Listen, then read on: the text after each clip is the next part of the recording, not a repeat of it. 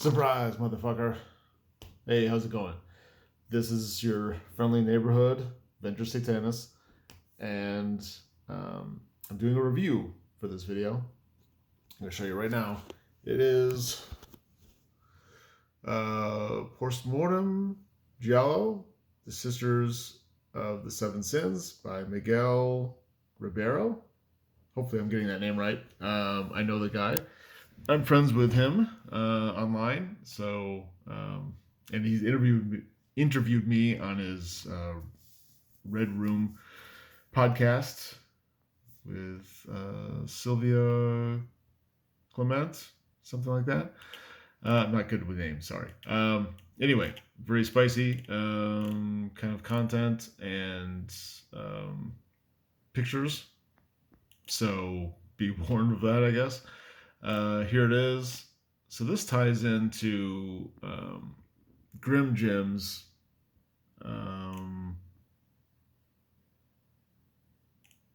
game that's... Oh, yeah. Okay. So Sisters of the Seven Sins is presented for actual fucking monsters, but it can easily be adapted to other horror role-playing games. So I'm sure you could use this with a type of Call of Cthulhu, my own The Outer Presence, probably other more rules light type system neutral-esque, systems and whatnot. So the introduction is right here. The scenario takes place in a Portuguese convent with a dark history of demonic possession, black magic, and devil worship that, in the mid-1970s, is occupied by a recently founded unusual religious congregation made up of disgraced women who wish to atone for their past, the reprobate Sisters of the Seven Sins. So, very cool setting. One thing I have been noticing for many years is there's kind of two main different adventure writing philosophies or presentations. The first is this one, which this product uses, and that is they kind of give you the overall information, and how you use it procedurally is kind of up to you. And the second one is it kind of gives you a step-by-step process for how to use the information. I'm definitely okay using the first one because I game master by the seat of my pants, and I'm very spontaneous, and I like to GM organically and sometimes make things up and change things midstream if I'm in the mood.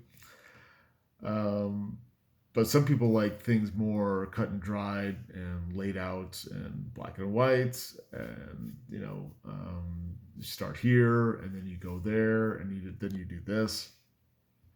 So this one is very much the former. It gives you a whole lot of information and you kind of do with it what you will. So let's quickly go through. And like I said, I think the setting and genre and the hook and everything is really cool. So the word giallo, which means yellow in Italian, which I knew because I'm a big fan of the giallo style of filmmaking and that kind of aesthetic. You get a lot of Italian films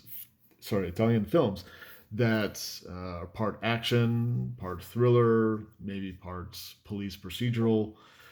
But then there's also plenty of sex and violence, sometimes more like exploitation, grindhouse type violence or type just vibe. And then it kind of bleeds over, pun intended, into kind of slasher type horror films. So yeah, it can be really a sexy, sleazy kind of slasher, like detective story kind of thing. I don't know. I really like it. And I like those kind of films. So for me, that's sort of perfect. As you can see, there's just like a lot of information. So this is starting out, and this is Postmortem Studios. So you can find out more about James Jim Disborough, his information and his Twitter, how to get a hold of him. As you can see, there's some cool artwork. You get some major influences. So this is like an Appendix N type thing with the selected filmography and some fiction also. So then you get more information on the reprobate sisters of the seven sins. Say that 5 times fast. So this, like I was saying before, this is just information. So you get lots of paragraphs of different characters and different aspects of how the individuals and the group interact with the setting. So you get some backstory and history, some stuff about the layout of the convent of Saint Mary Magdalene. And so you get general information and more paragraphs, event history.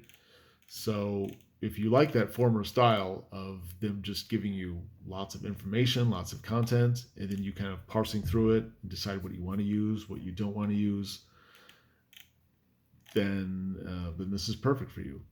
If you like more to be either it's spelled out or just how it's laid out with like, you do this and then you do that, and then this is how you get the players engaged. And yeah, 1 second. This is a timeline. See another sexy nun there. So these are supernatural encounters. So that's good. I know, nice random table. Not just on a pure aesthetic layout level.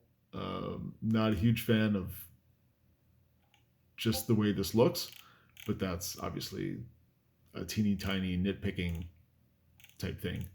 Here's more information. Portugal in the 1970s.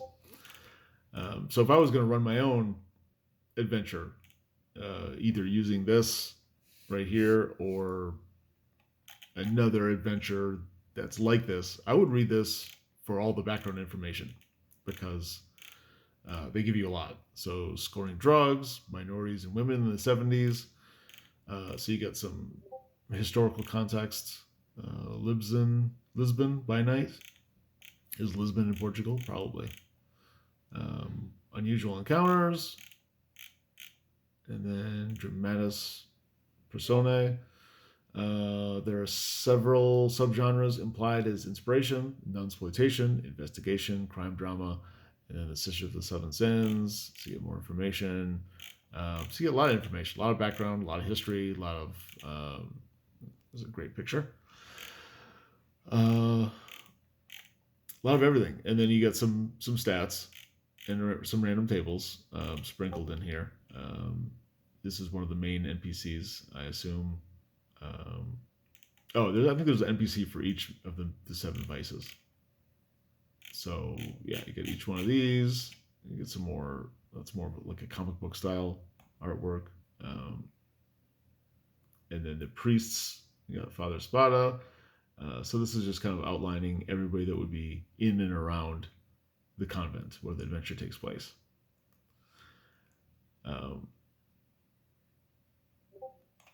So the unusual suspects. I think of a child that wants breakfast, so I'm going to hurry this along.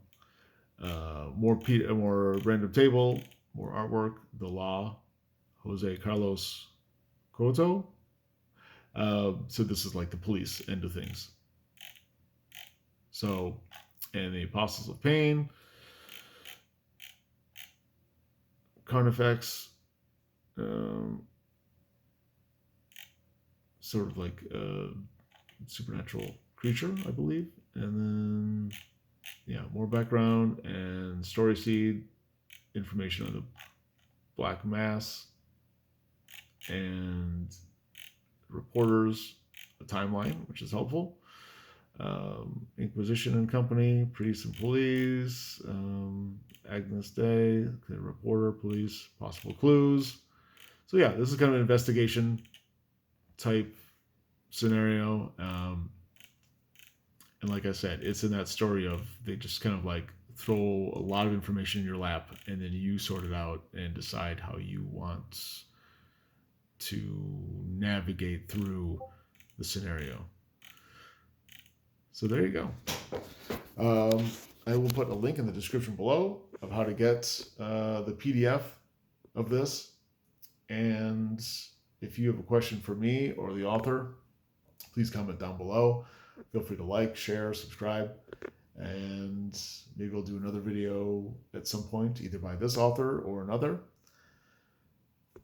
That's it. Hope you liked it. Thanks.